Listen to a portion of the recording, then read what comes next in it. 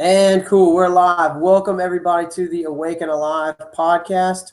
I'm your host, Mark Smith. With me today is my guest, Rafe Kelley. Hi, Rafe. Go on. Sorry, man. I thought you were going to keep talking there. It's good to see you, Mark. Yeah, good to have you. Real quick, we've been doing a ton of stuff with the website. We've got some new exercises of the day posts coming out several times a week. We've got our daily grind post. This is, of course, the blog. This is pull-up month. A lot about pull-ups on the website with the articles. We also have an ebook out on how to do pull-ups, how to maximize them, how to get better at them, and lots of different variations. That's free for download on the website at I Am Awake and Alive. We just came out with our sweet new t-shirt design. Make sure you guys check that out. And then we also have our 3 program levels. We've got our monthly program at $4.99. We've got our annual program at $49.99, and our lifetime membership, I think, is $99.99, and that comes with a magazine subscription to Mad Fit magazine, Mark DeGrasse's publication on unconventional training. So we got a lot going on, guys. Make sure you head out to the website and check it out. We're happy to have the podcast back. We took a break through the holidays. With me today is my good friend Rafe Kelley from Seattle. Rafe and I crossed paths a while ago via the social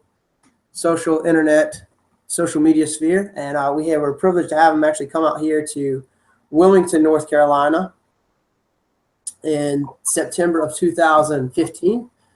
We had a great workshop. He shared his knowledge with us. Really cool approach to movement, life, and a connection to nature. I definitely identify with Rafe on a lot of things. And so I'm happy to have him on our show to start off the new year, 2017. So without further ado, I'll let Rafe introduce himself further and talk to you guys. Rafe, welcome to the show. Thanks, Mark. So if people are not familiar with me, my approach to movement is called Evolve, Move, Play. So the basic idea is really simple. The human body evolved to move. It needs movement, not just the body, but really the mind, social development. We are creatures of movement at every level.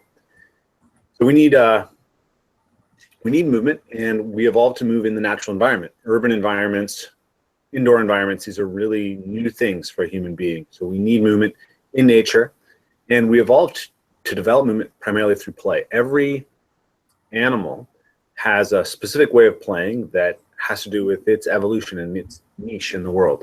So a dog likes to chase things down, grab it with its teeth, tear things apart, because that's how wolves catch their prey. A cat likes to stalk and pounce and bite things because that's how cats catch their prey. That's what kittens like to do.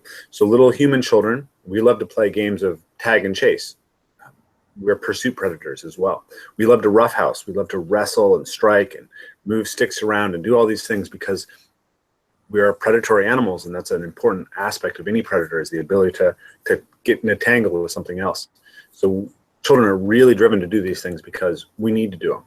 And when adults are allowed to develop normally, they still crave these things as well. We love to climb trees. We come from 60 million years of evolution in trees. We have shoulders that go all the way overhead because of evolution in trees. We have grasping hands and binocular vision because of evolution in trees. So kids all over the world just love trees, and this is actually one of the best ways to nourish the human body and make it move well. So we evolved to move.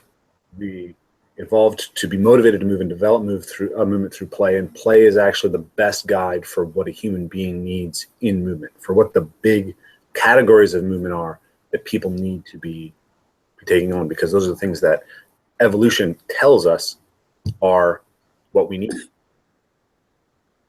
So that's the concept behind Evolve, Move, Play. I've developed Evolve, Move, Play based on a background as an anthropology and ethnography and evolutionary biology student at university. Stopped just short of getting my degree in that because I decided to become a movement coach and ended up going into gymnastics first. I also had a very extensive martial arts background by the time I started teaching, and when I was 21, 22. And then at 23, I discovered parkour, became one of the first parkour coaches in North America. Because of that background in gymnastics, people were coming to me right away to start refining their skills. So I co-founded the first parkour gym on the West Coast here in Seattle, Parkour Visions, and ran that for 4 years.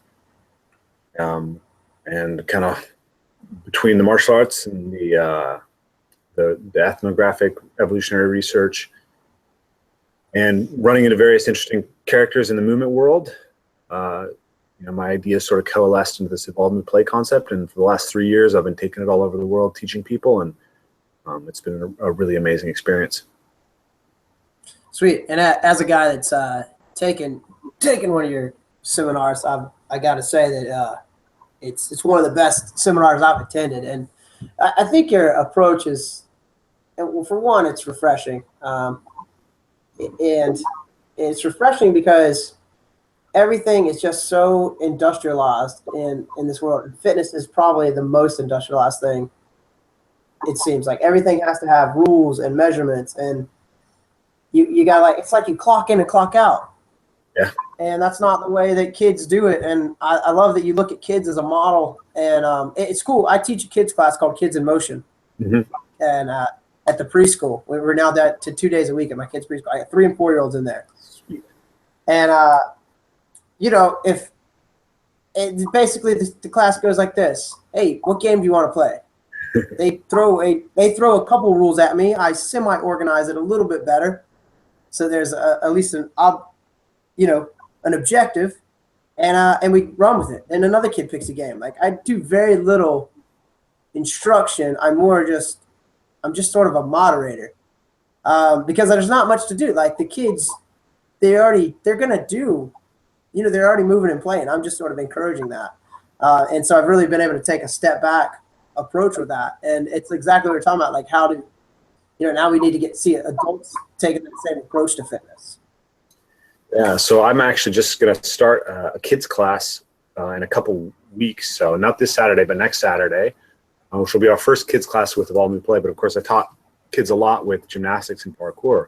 One of the things that all the play research sort of told me was that kids need less structure. They need more unstructured time to explore and figure things out for themselves. And we're kind of, it's not that structure isn't good and advantageous in the right dose, but we're giving them more and more school time, more and more schoolwork, and then we're layering on all these extracurricular activities, which are all perfectly prescribed, right, and all adult directed. Mm-hmm. The whole play drive is basically evolution's way of helping kids intrinsically learn and be driven to learn and grow. And when we don't allow that to express itself, we're actually inhibiting their ability to know themselves, to develop and work well with their peers, and to grow, really, right? If growth is always pushed on you by somebody else, you have less desire for it in the long run. So with this class that I'm offering, what I wanted, it's for adults and kids, and it's basically like a kid's playtime with some structure to help them overcome any kind of sedentism in their background, which even at 3 and 4 they've already got, and give them a little bit of help and cues to get stronger. But a lot of it's going to be about educating the adults, right? Saying okay, mm-hmm. Pay attention to how your kid moves, notice how they're solving things, the way that play works for children, how they negotiate, notice the value that these things have. And so there's this great term I got from Ben Hewlett, who's an author on unschooling, and he talked about what you want to do is you want to have adult facilitated, child directed learning. Mm-hmm. So I like that. So in the realm of this class, what I'm trying to do is create a space for kids to do exactly that, to be facilitated by their adults and really train their adults to be better facilitators. And then kind of really give them the chance to determine the direction of the things that they're learning. So it's going to be a really fun experiment. So I'll have to pick your brain on what you've been doing, because it sounds like you've been following a similar path. Yeah, no, definitely. This will be our 4th semester, so 4th school term doing this, and it's been nothing but successful. And when I came in, I think the first 3 weeks with a notepad and it was, I'd even sat down and written some things out. And by week 4, I threw it out and I was like, man, I'm just going to show up and just be there. Like these kids, they got it dialed in. Like, I just want to encourage them, and at the end they say, look, man, I'm tired. I'm ready for a nap. And then the parents are super happy. So that's always a win. So it sort of coincides with getting some good nap time so parents can get some stuff done. On the same level though, this is actually great. I thought of you. So a while back, I had a really good friend from high school call me on the phone, and we had I was actually driving out of town, so we had about a 45-minute conversation. And his question was on roughhousing, and he sees some of my Facebook posts, and and respects I guess my style of parenting, and you and I both as dads get a tremendous amount of time with our kids at the house and outside. We're both blessed in that aspect. I know a lot of dads don't get that privilege, so that's pretty cool. And I actually quoted you on when I was talking to him. So he called me and was asking about roughhousing. He's got 2 boys, and he's like, man, they just go at it all the time. And I was trying to say, like, let them. Basically that was a summation of a 45-minute conversation. But I explained why and how. And I want to turn it over to you and let you explain, because I did use some of your phraseology from some conversations you and I had about the evolutionary benefits of it. And it's tricky because at school you're not allowed to do it. Everybody's real hands off nowadays in society. It's a very soft, don't touch culture. So I wanted to get your thoughts to weigh in on that and talk to the parents out there. Yeah, it's a huge topic because we're so afraid of touch, right? It's not even just that we're soft, because it's any kind of touch, right? We've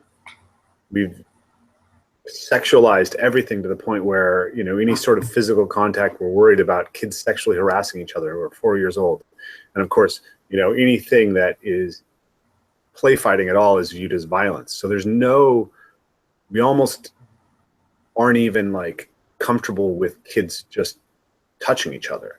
And touch is this incredibly important nutrient. If you don't touch a baby, it dies, right? If you deny a child touch, it dies. So kids need to just be physically in contact with each other.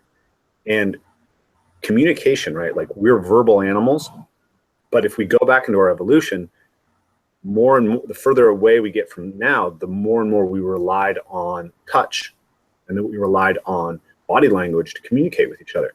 So this is like the underlying layer of communication that is not really respected anymore, and we don't understand how it facilitates everything. So kids learn emotional regulation, they learn conflict regulation, they learn like soothing themselves, down regulating emotions. They learn it through touch, through being soothed by their parents, through interacting with their parents and with other kids. I read this the last time I got a dog. I had a kind of a dog with a lot of behavioral problems the first time, so I read a lot on dog behavior, trying to really understand how to deal with these things. And one of the things that really struck me was they talked about with puppies, you can't train them. It's very dangerous to try to train a puppy not to bite in the beginning. It's very important to let the puppy bite you, because puppies, in their kind of natural pack environment and with their mother, they spend a lot of time using their teeth and jaws to grab things and to wrestle and to do what's called jaw sparring.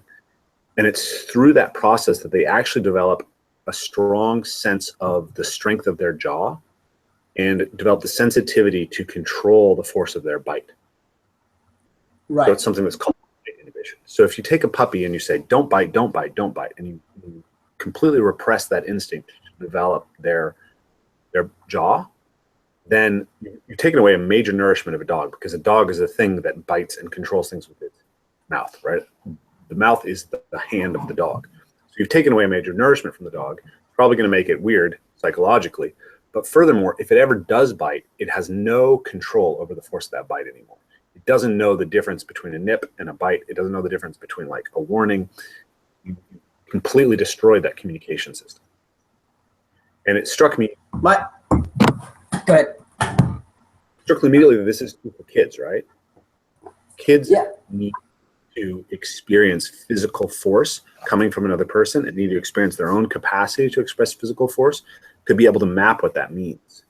I feel like there's this weird anxiety a lot of times with people in our modern culture because they've never been in a physical confrontation. And so it's like anytime that you're in a conflict with someone, there's always that potential that it could get physical, but it's so repressed that it's like this completely unmapped space. And so there's this anxiety about it that underlies all these interactions. Whereas like for myself, growing up in a community where I got in fist fights, like a lot of times my best friendships would be with people who I'd fought with, because it was like we'd answered that question. We'd mapped that space and we were satisfied with who the other guy was, and we could be completely trusting with each other. And anything that and nowadays would have been turned into passive aggressive behavior was squashed. You know, it's like you settled it and then moved on. I'm surprised how many friends I have that've never been in a fist fight. You know, here I am, I'm in my 30s, and they've never been in a fight. I've gotten fights all the time. I mean, well, one, I was real tiny, so I got picked on, so I had to. So, but it was just part of growing up, man, scrapping a little bit. And like you said, I mean, a lot of these guys were my friends. You know, I can remember fights on the playground where, like, once it was over, you helped the other guy up, and like you went back to doing whatever it was before the altercation, playing football or pick up basketball. Something. You just, if somebody broke it up after a little bit, you helped the person up, and then you guys just went on, and that was the way it was. In the kids class, I teach. As you're talking, I'm like kind of replaying some of the things. I've got a group of 4 boys, 2 twins and 2 other kids. And they are inseparable. Like they're all 4 joined at the hip. And they literally, like when we're sitting in a circle and talking or kind of getting ready for our next game, they're like laying on each other, like wallowing all over each other. I mean, just unbelievable amount of touch. And they're all I can get a word out, and they're immediately stuck back on each other. From the rest of the class. Normally I just kind of let them lay on each other because they're not really doing anything. But it's like a litter of puppies is what it looks like. Exactly. Well, we're not so different from those puppies. We're really not. We're pursuit predators. We are social animals. We are, we need to bond with each other so that we can fight off other tribes and, catch animals together. That's what we evolved for. So if we don't let the kids test each other physically, if we don't let them experience physical touch with each other, we're denying them basically how they're supposed to bond and connect to each other. And it's such a big topic because have you ever gotten in a fist fight is like one side of this roughhousing topic, but then on the other side it's like, just how comfortable are you with like totally sensitive, soft, cooperative touch? Right. It's all in there, and and it's fundamental to communication. It's fundamental to emotional management, to negotiation, to physical development, because there's nothing physically that develops you as intensely and as completely as wrestling, as engaging with another human body, because a human body is the most complex physical kind of apparatus you can interact with. A human nervous system and responding to it is the biggest challenge that is out there. And so you're going to develop a better integrated full physical strength wrestling really than anything else. And wrestling is a cultural universal. Yeah, every culture around the world, every time period, it's like the oldest thing. That and a foot race. I mean, that's what kids want to do. My kids want to either ride my back, wrestle me, or play chase. Yep. Nice. Tag of some sort. Climb, chase, and wrestle. It's huge. And we have in that wrestling, you're feeding the nervous system the best kind of information about orienting itself in space, learning how to do these things. Like wrestlers often pick up acrobatics extremely easily because they have to learn to rotate, they have to learn to invert, they have to learn to be comfortable and have this incredibly mapped version of their body. And acrobatics in some sense is really preparation for reorienting yourself in dealing with confrontations, physical confrontations. Like for millions of years, our primary hunting strategy, or maybe not, a couple million years, was to take a big stick and shove it into a large animal. And you get tossed by that. They look at Neanderthal skeletons and they find that they have injury patterns that are similar to modern day rodeo riders. So if you don't know how to rotate and change and deal with your position in the air, like you can't do this. So that's why people, I think, are so into acrobatics, because it speaks to this really fundamental aspect of really survivability as a human being. And what I found with the roughhousing teaching is that I have really interesting ways of starting to get people rotating and inverting, and through roughhousing, and you see that all these things are really connected. So it's this huge field. It's so interesting because, you want to be a strong athlete, right? Like you talk to the strength and conditioning guys. Well, any really strong gym guy who goes into a jiu-jitsu gym and has never grappled before is going to discover that his strength means very little when it's not integrated into being able to actually deal with another living thing. Oh, he's gonna get dusted right away. It's the highest level of expression of strength and stamina and physical resilience. So from a fitness perspective, it's amazing. Yeah, I agree with 100%. I was a pretty good wrestler in high school, and then got into jiu-jitsu and grappling after that, and I enjoy it. You said something a bit ago that really stuck out, and was like, you say stuff all the time. It's like, ding, a light bulb goes off in my head. A few weeks ago, my cousin was in town, and I like to do a lot of the roughhousing games and with my students and clients and in my own training sessions, a lot of pushing and pulling on people and that sort of thing. And so he also has a bit of a jiu-jitsu background, and we did this drill at the end of our training session where you have to hold somebody against a wall for 30 seconds, and their object is to turn you and put you against the wall. One of my favorite drills. Well, my cousin, he's been off in the real world sizing up. He's got some weight on him now. He's very strong, and he's got the martial arts background. And it just felt so good to do this drill several times with him because of the way he moves his hips, more big boy strength to him. We're 7 years different, so he's got some more, starting to get into some man strength now. Yeah. I just felt so satisfied at the end of like that training session, and I think it's the overall session and everything strength-wise that I did. It was to really, and I told him, I was like, man, it just feels good to push against another person that really pushes back. And like you can feel that movement. Like nothing makes you as strong as that. Like the rest is best athletes. You can go back, and the thing about it is like so much of what I'm talking about now, it's just rediscovering stuff that's been understood for thousands of years that we somehow forgot. Like the Stoics talked about this. The height of physical preparation, the most important thing was grappling and wrestling. Yeah, that's what they were talking about. It's funny because you talk. I mean, listening to you talk, you're saying stuff that, like the things that you describe as being the most important. Running, climbing, and grappling. It's like the beginning of, like ancient Greece. We go way back to our very earliest civilizations, and even it's just so long ago, and then somewhere we've just forgotten everything. And like you said, it's a rediscovering. I don't think it's like mind blowing when I say like, "Hey guys, go play in the woods and you'll feel better." But people look at me like, "Oh wow, I really did that and I felt great." Yeah, we've been really disconnected from these things and stuff that was so fundamental, right? Like probably like up until the 1980s, like almost any boy would get punched in the face once growing up, and now they don't. Like that just doesn't happen. Like we're so on top of like controlling kids' behavior. Recently in Seattle, they shortened the recess period from 15 minutes to 7 minutes. And they did this, and their rationale for this was that children can't last more than 7 minutes without having conflict.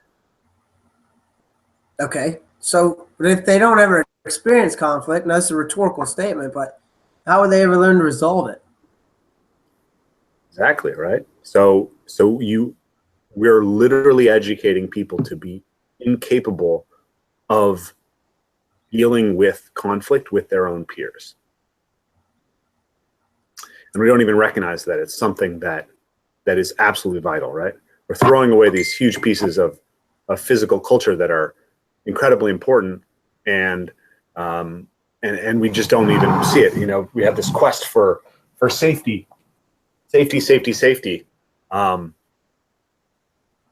But at what cost, you know? Well, and I think we sort of see the consequence of that now. I mean, through social media, you get online and you complain about something, whatever it is, and that's how people are sorting things out. Nobody talks face to face because, you know, whether it be afraid of hurting somebody's feelings or, well, okay, what if it does escalate to conflict? Then what do we do from there? And me personally, I'm not afraid of conflict because, you know, in a lot of fights and you've sorted it out. Sometimes you had to talk it through afterwards. Sometimes you didn't, but you learn how to, like you said in the beginning, there's not an anxiety of facing conflict if you've been in conflict. And I think that's probably the big blockers. There's like a panic sense to people's like, I don't know what to do if I'm in a conflict. Yeah, and I mean, there's a flip side to that, which is that if you experience conflict a lot and you're never able to positively resolve it, you're going to also develop an avoidance behavior. So this is where, like, you want the normal development process, and you want it to be well facilitated by adults, right? So, right, we're trying to reclaim a culture, right? It's not like you can just say, okay, let's take these kids who live in a completely different sort of world than their grandfathers lived in, than their grandmothers lived in, and let's just say, okay, well, now you guys can punch each other in the face. We'll see what happens. Because they didn't have siblings who were pushing them around. Like, a lot of them are only children. They were controlled in ways that other people weren't. They started going to academic preschools when they were 2 years old and 3 years old. Like, there's all these things along that chain that aren't the same anymore. And so a lot of what I do with the roughhousing work is trying to understand how we can start at the safest places for people and help them really kind of understand this underlying system of how to develop rapport and communication with another human being, and then slowly scale up their ability to deal with resistance,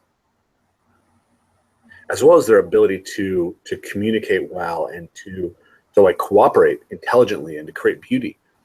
But I think it's amazing because, you know, in my workshops, I'll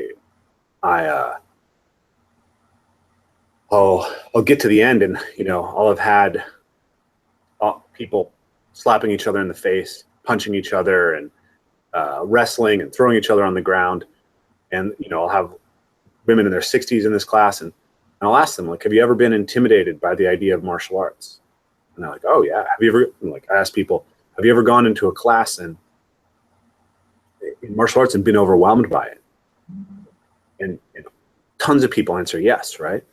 Because they didn't have the tools to understand how to emotionally manage themselves and to manage the energy that they're working with their partner with. So we actually go to concepts that come out of the contact improv community in dance and just general communication negotiation ideas. And we start with very soft drills, very non-aggressive things, and learn just to kind of control the energy and the communication physically with people. And it's amazing how, when you establish that and you establish the safety and the permission to say, okay, that's too much. You know, nobody has to be macho. And then you get people to just expose themselves to just a little bit more, a little bit more, a little bit more. People just, they blossom, right? They just grow, and they discover that it's fun. We have this cultural idea now that, you know, competition is bad. You know, we you know, there's whole school systems that are designed to, like, not allow kids to compete. You know, never mind that, you know, the working world, the real world, you know, you got to compete. Evolution, you got to compete. But what I find is that when I give people a game that's safe and that's novel, that they're not familiar with, And it can be 100% competitive. But if it's safe and they feel like they have a chance for success, you'll see some of the happiest I've ever seen. People are laughing, giggling, and having a great. What people don't like is failing at competition over and over again. Right. So when you have diverse physical education where different types of strength can express themselves, and where you're constantly, handicapping the stronger players, playing to play instead of playing to win, people love being competitive with each other, and they grow and they learn a tremendous amount from it. But what we have is this bizarre kind of dichotomy between the hyper competitive, where it's all about winning, where, like, if your soccer team not winning when you're 8 years old, then you're going to lose your scholarship to Harvard. You have that, or you have like, no, competing is evil. You can't touch anybody. Let's not even keep score. Yeah, let's not even keep score. And everyone gets a participation trophy. And it's totally the opposite of how kids naturally organize themselves, right? Kids in a system where they're allowed to largely educate themselves, like hunter-forager populations, they play primarily to prolong playing. So the stronger players always handicap themselves to allow the weaker players to have some level of success. And basically, go ahead. In general, if someone's successful in a game about 30% of the time, they'll tend to be rewarded by the game, the competition, and want to continue doing it. Every individual is different. Some people need more success to feel engaged by something. Some people can handle a lot less success, can come back and lose for the 1,000th time and still be hungry for it. But around 30% of the time seems to be the average.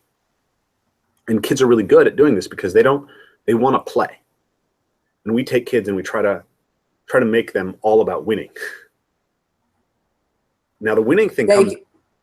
You can see it in my kids' class. So like the 4-year-olds will hold back sometimes for the 3-year-olds. Start the class at the beginning of the semester in September.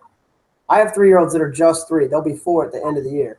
And I have 4-year-olds that will be 5 at the end of the year. That's a big difference developmentally in those two. Huge. And my 4-year-olds will hold back sometimes and tag or chase and it's very subtle. They might dial it back just a small percentage. And it's very instinctual the way they're doing it, because they're like, oh, I just want to make sure this kid has a chance to tag me. And in that second, there's a victory for the 3-year-old, so they don't go sit on the bench and pout because they didn't tag anybody. And it's exactly what you just described. Like, they're just doing it to keep the game going. And there's still winners and losers the entire time throughout. There's win, loss, win, loss, win, loss. That's how the games are. It's a pop, pop, pop, pop, pop. Everybody's winning and losing at the same time, all the time. Because it's 9 times out of 10, our games end up some variation of tag. Even if they start in a wholly different direction, they end up being that. Which I think is so fun. Pursuit predators. Here we go. Oh yeah. That's what we're trying to do. We're trying to catch things. So the interesting thing about that is, how do kids learn to do that? How do kids learn to match and to facilitate other kids' play? They learn it through play.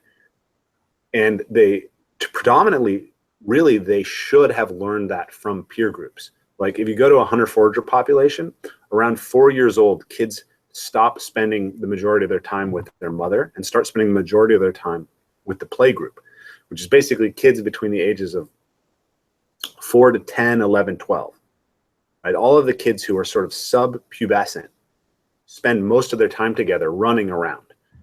And they have this, so as kids age out, right, they move on. But there's always older kids who experienced play with the elders, basically, of the kids. And so that play culture is maintained over time. And so you can become really, really good at reinforcing this understanding of how to play nicely with other children. And the play is its own reward, right? Kids love play. Like, kids want to play all the time.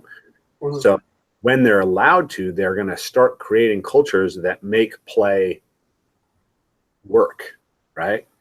If you play in a way that breaks everybody down and nobody wants to play, then that's not going to work. So they have this intrinsic system to learn how to negotiate well, to learn how to cooperate well, and we are taking it away from them more and more and more. Rafe, since I guess maybe this is the $1 million question. Yeah, I know you're out there. Ben Metter's another guy that comes to mind. I certainly believe and practice a lot of this stuff. What I guess the $1 million question: how do we undo what our society and our culture is doing? I think that's what we're trying to answer. But is there a way to do it, or? Yeah, I mean, I think there is a way to do it. You know,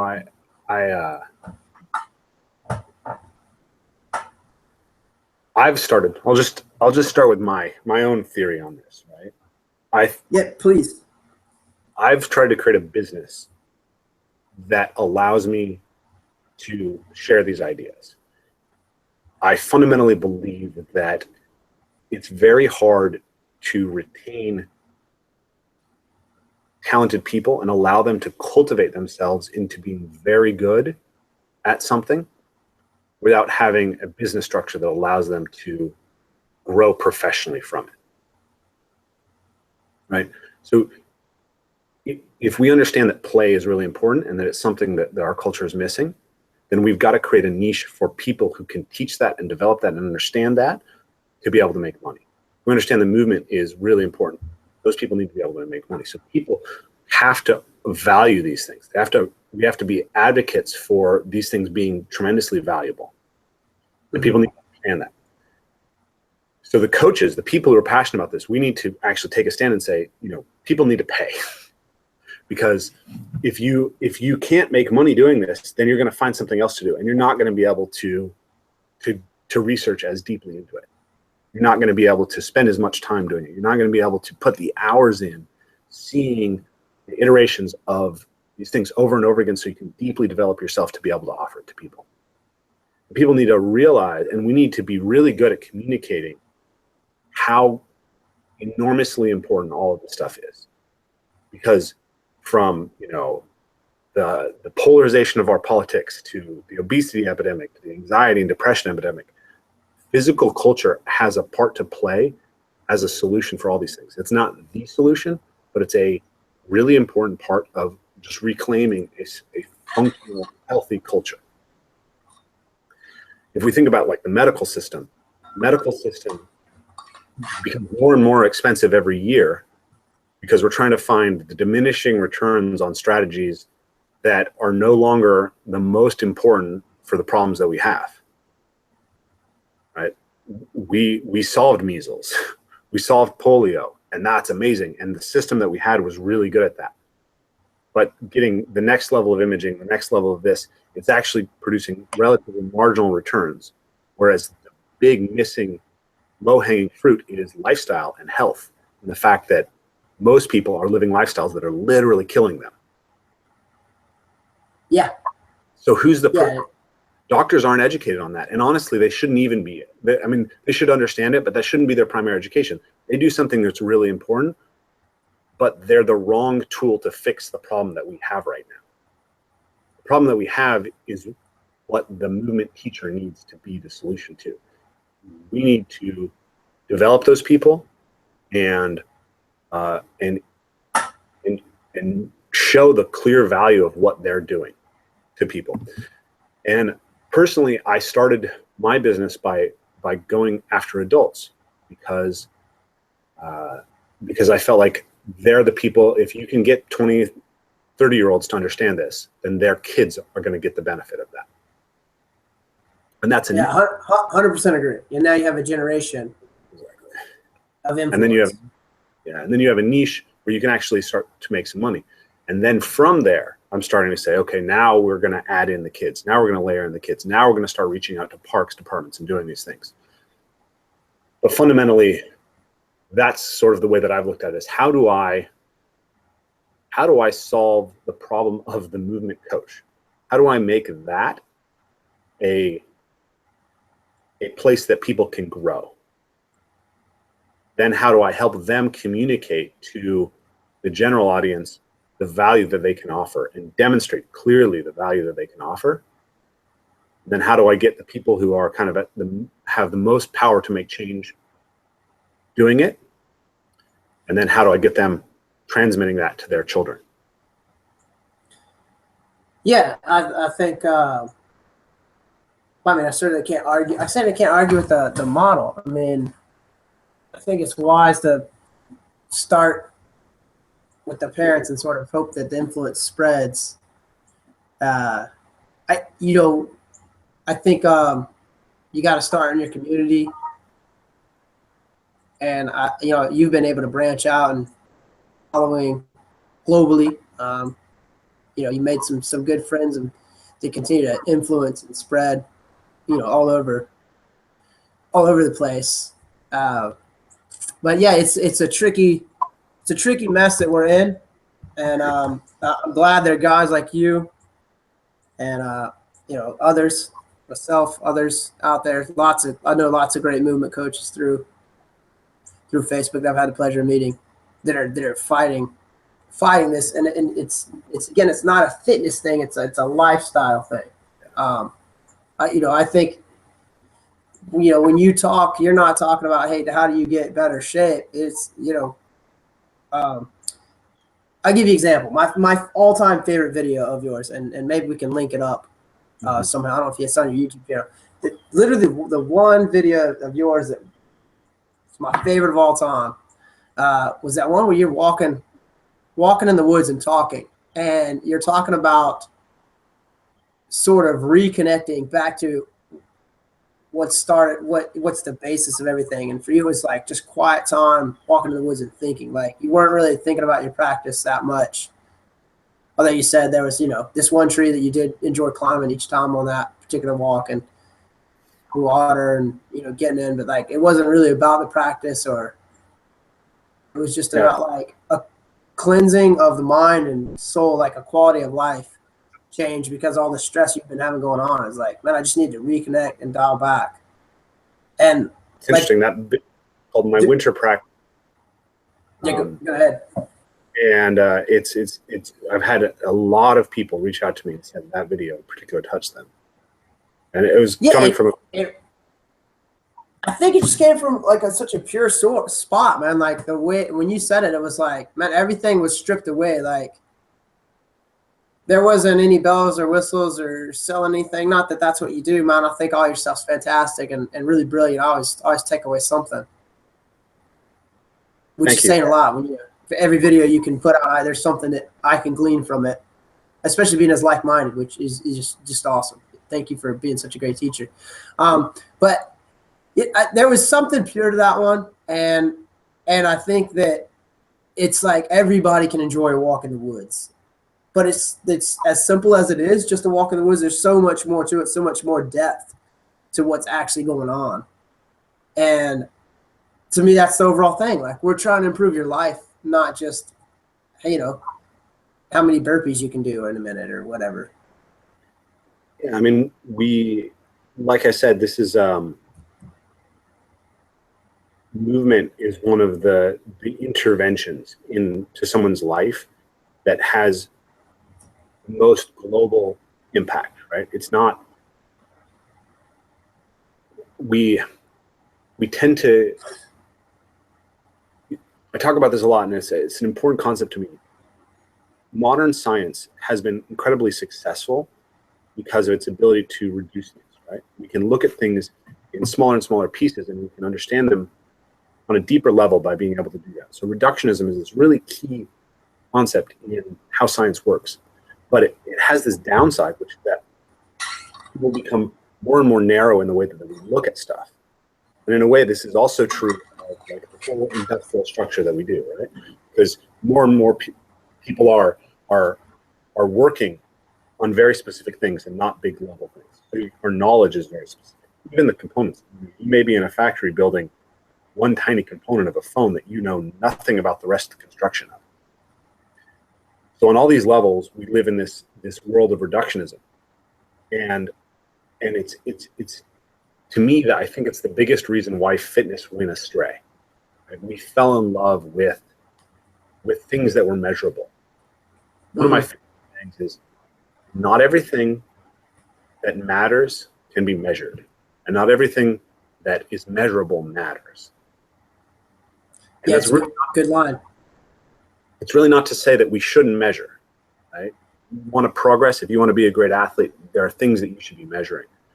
But be aware that the measurement doesn't ever capture the whole thing that you're interested in.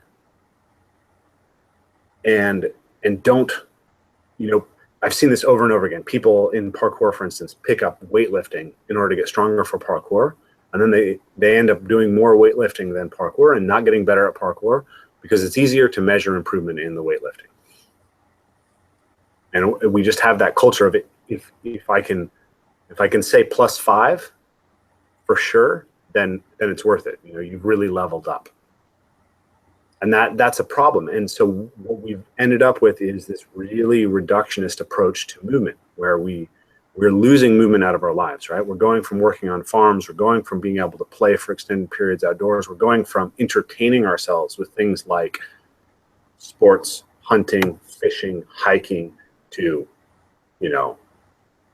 watching TV, being on the internet, tweeting, and playing video games, right?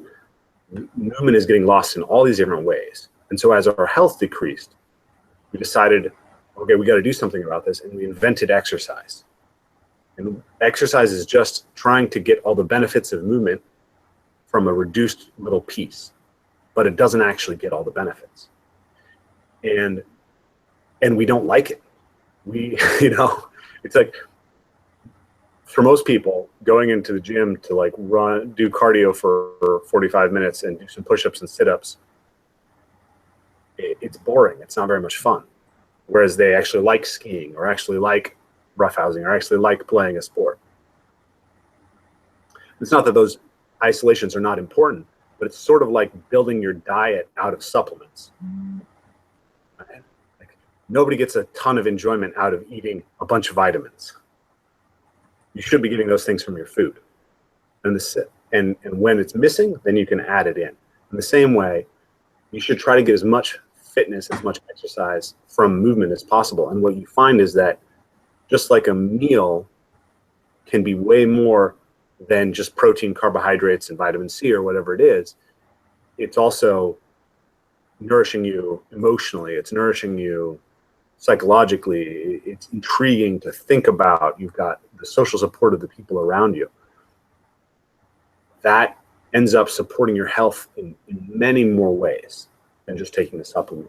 And in the same way, when we practice movement, when we take a walk in the woods, yeah, we're having, it's aerobic exercise, but it's also nourishing the mind. It's also nourishing the emotions. It's resetting neurologically. It's any number of things. And so, the big message that I think we're trying to get out there is stop majoring in the minors, right? Start looking at the broad categories of health promoting behaviors, of self-cultivation behaviors, and do the big ones first. And then where necessary, where your lifestyle doesn't let you fully get what you need out of movement, then you can add exercise as a tool to help you. Yeah, that's really cool. I think the vitamin analogy is going to help a lot of people sort of see that. And this whole conversation about reductionism, it made me think about like a homesteader. I'm totally fascinated with the lifestyle because there's nothing they can't do really, and it's because they have to be the jack of all trades. If you're homesteading, you have to do the carpentry, you have to do plumbing, you have to be able to store food, you have to be able to grow food, you have to be able to find food, like hunt or raise food, chicken, cattle, goat, whatever it is. And it's like the wealth of knowledge, life knowledge that they have is all I always find fascinating.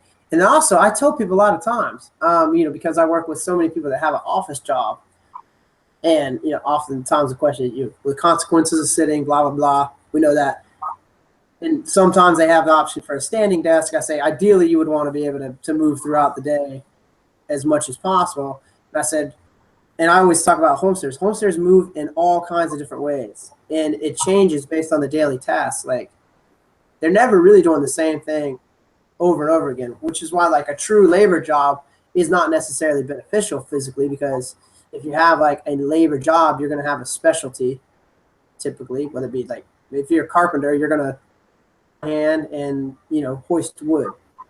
Eventually that'll just be like the same repetitive things. Which Yeah. movement wise, I'm drawn to the homesteader life because of the variety.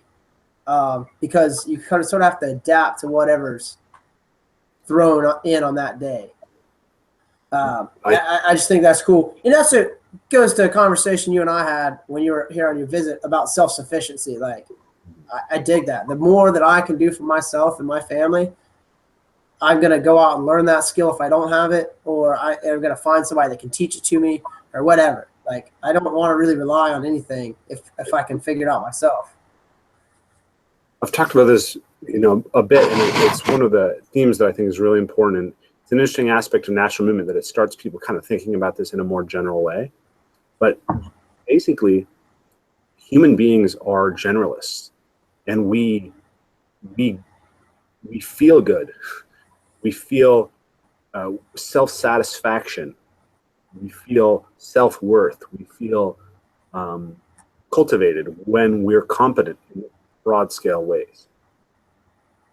And we tend to become dysfunctional when we're asked to be specialists. So right now, everyone's worried about sitting. We are homo sedentis right now, right? We are, so much of modern economic life requires you to just sit down and type away at a computer.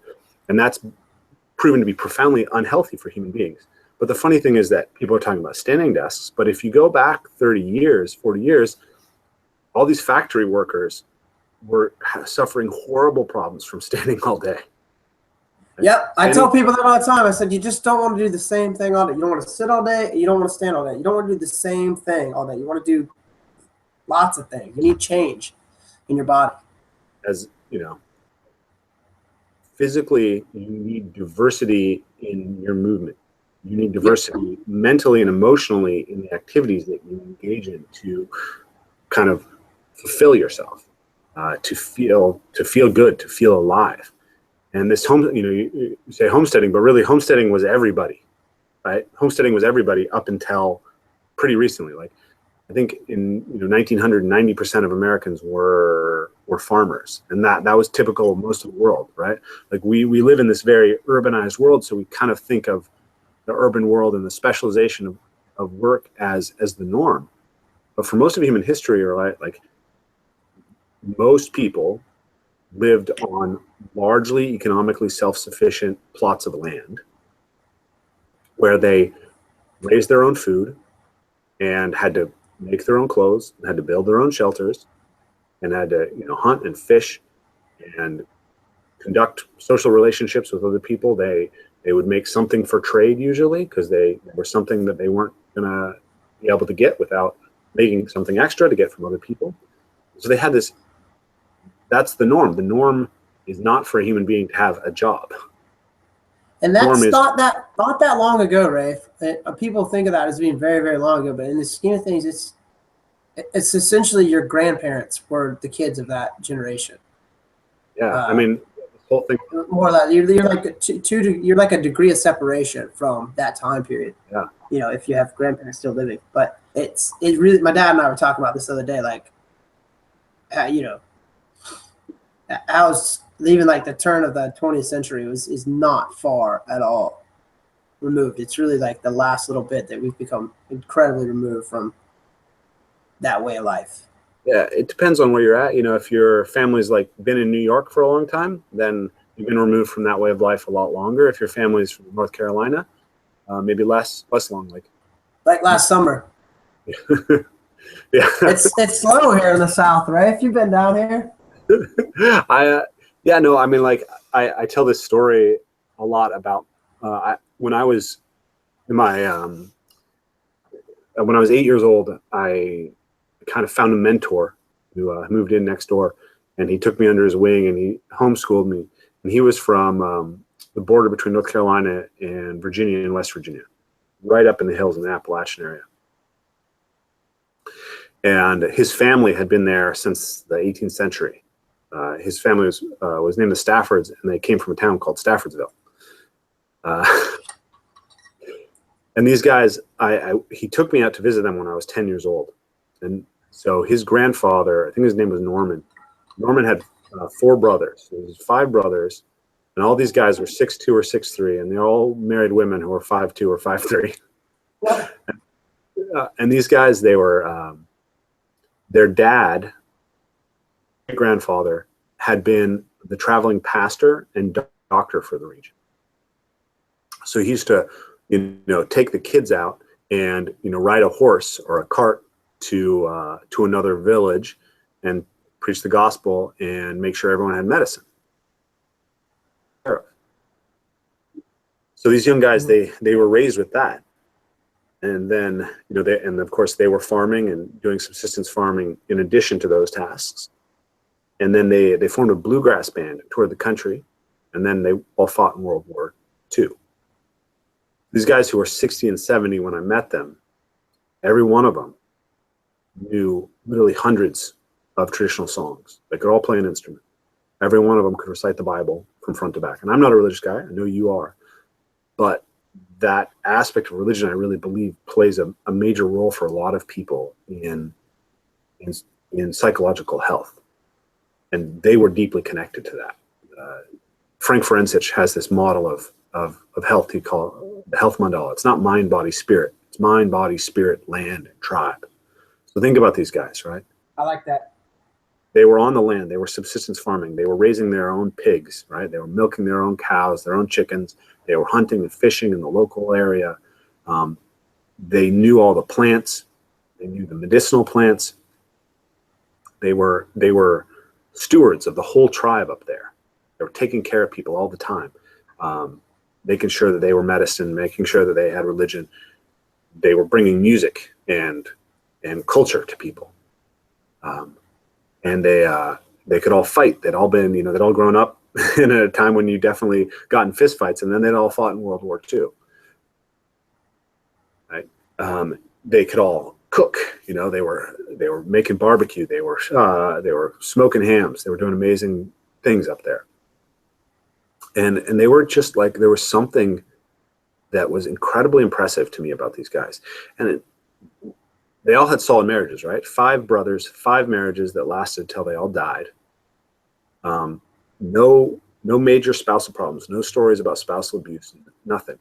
No alcohol abuse. There was Norman had a Bible, a fake Bible with a cutout in it with a whiskey bottle that he used to occasionally. But he was never drunk, right? He wasn't an alcoholic. He just hid that a little bit from his wife, and none of these guys had major problems. And then, the sad thing is that the next generation, you see problems start creeping in, and you see, a couple generations down the line, obesity. All these guys were fit and lean, and the wives were fit and lean to the day they died, right? And then a couple generations down the line, lots of obesity. A couple generations down the line, spousal abuse, sexual abuse, drug abuse, alcohol abuse, and people don't hunt anymore. People don't, they don't know their Bibles anymore. They don't do a lot of these things that I think gave a profound sense of to this older generation. So it is, for me, it's really a model. Those guys have remained a model of what it means to be a fully actualized, fully cultivated human being. So yeah, I really agree with your model of the homesteader and it's a human in its natural habitat. I agree. That's it. I agree 100% with that. And I share this with everybody. I think I've even said on a couple podcasts that basically my wife and I, our goal is to get towards a plot of land and a small farm ourselves, so not just for us but for our kids to have a better living. That's kind of like the end goal for us as far as like house, home, tribe. Yeah. Like house, land, some animals, and just sort of, do it yourself. Rafe, we're getting short on time here. I love ending with that story. I do want to leave just a brief second for you to plug. You doing Return to the Source again this year? Yeah, absolutely. Just released. Yeah, if you want to chat about that for a couple minutes, just let our listeners know what that is. Yeah. I definitely encourage anybody to. Okay. Yeah, absolutely. So, got a number of things coming up. Love to see people and be able to share this message. The biggest event of our year is Return to the Source, which is it's going to be 7 days this year here in Seattle and Bellingham, Washington. We'll stay on my family homestead, which has been in my family since 1906. My dad's built amazing buildings there that have been featured in the New York Times and DIY Channel and National Geographic Channel. Lots of interesting places. Really beautiful place. We've got coal plunges there. We've got tree houses. We've got saunas. We've got this beautiful outdoor kitchen. We'll be making fresh local food for people, breakfast and dinner. Camping out there in the apple trees, in the apple orchard. So it's going to be a ton of fun. We're going to be going out to all of the kind of best places that I've developed my physical practice at. So if people have seen my videos and they've seen me running through those beautiful sprawling cedar trees, that's day one. Right? If you've seen me running up the rock walls and jumping from rock to rock next to the beach, that's going to be day two. That's at Larrabee State Park. Day three, we're going to be on the family homestead, kind of working on softer movement practices, lifestyle stuff, breath and cold exposure, saunas, really connecting, making music, having a big feast. Day four, we're going to go to Whatcom Falls, which is where we climb through the waterfall tunnel, which is this huge kind of thing. Every time people go through that, they're just like feel reborn. Day four, again, is going to be a softer day. Day five,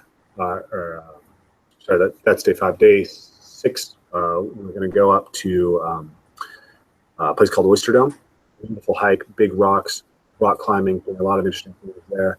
And the last day we'll be headed down to Seattle again and playing at a place called Discovery Park, which has this beautiful driftwood beach, amazing big maple trees and laurel trees, which we'll be climbing around in. Beautiful soft sand area where we'll be working on martial arts and falls and acrobatics. So we'll be doing a little bit of acrobatics, a little bit of martial arts work, or roughhousing work, a little bit of parkour work, a little bit of joint integrity, pretty much every day. Be layering these things through the week. It's the best way to really deeply experience what I do. It's amazing how the kind of tribe of people comes together over the course of the week. And people are such social animals.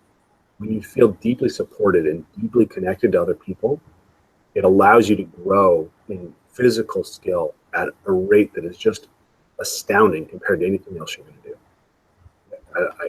Having done this now, I cannot believe the effect that having that deep sense of connection has on people's growth. You want to grow in skill as an athlete, like being with a bunch of like-minded, really amazing, interesting people for a week in nature, just focused on that. It's an incredible experience. So highly, highly recommend that. I'm really looking forward to it. I'm excited about it. We've already got people, signing up from all over the world. We got just had a couple sign up from Melbourne, Australia. There's only 20 slots for that. So if people want to get into it, they need to get in on it fast. We just released kind of all the promo material, just sent it out to our newsletters. Those spots are likely to disappear really quick. So if people want to get in on that, they need to get in on it. If we have a huge turnout and a lot of people on the wait list, we can think about doing it a second time this summer. So that's the big thing. That sounds awesome. It's amazing. I really cannot recommend it enough. We'll make sure that you send all those links. Yeah, absolutely. I also have a series of seminars coming up on the West Coast in the spring, and then to Europe, and possibly one date in the Midwest. Then we'll be going to the East Coast, again to the West Coast in the fall. So you can find that if you subscribe to our events on our website or on Facebook. You can see all the events we're teaching this year. We've got like 2 more events to schedule this year, 3 more events to schedule, but otherwise we're booked out. Book us for 2018. And then I just offered new slots for for online personal training. So we just put the offer out for that. We have 7 slots available. We had 6 inquiries today, this morning when I woke up. So again, if people are interested in that, they're going to want to jump on this really fast. By the time this goes up, they may be all filled. But yeah, if people want to, they can jump on a wait list and they can send it out. And we are also working on some online courses that will be available for people, hopefully sometime in the next 6 months. So that's kind of what's going on with us. And if people are interested in our work, interested in anything, they can just email me at info@evolvemoveplay.com. Yeah, man, we'll make sure that we get all that stuff plugged and put up there for you. If you want to shoot me a recap, all that, an email, I'll make sure to get it out for you. Anyway, Rafe, dude, thanks so much for being on our show, for launching the new year. What a crazy, awesome conversation. Yeah, that was good stuff, man. I forgot how much I enjoyed doing the podcast, so I was pleased I knew you'd be game for doing it first of the year, so I'm glad we did that. And man, looking forward to maybe having you on again and doing some other stuff and keeping in touch, man. So thanks again. Talked for an hour and didn't even mention tree climbing more than once. Right? We've only just started the conversation. Yeah, and you're like the tree climbing dude is your sort of moniker or reputation. But yeah, there's so much to talk about, and we'll definitely have to get you on there. Talk about Sounds that. good. Hope to All talk right, to you buddy. again soon. Talk to you later.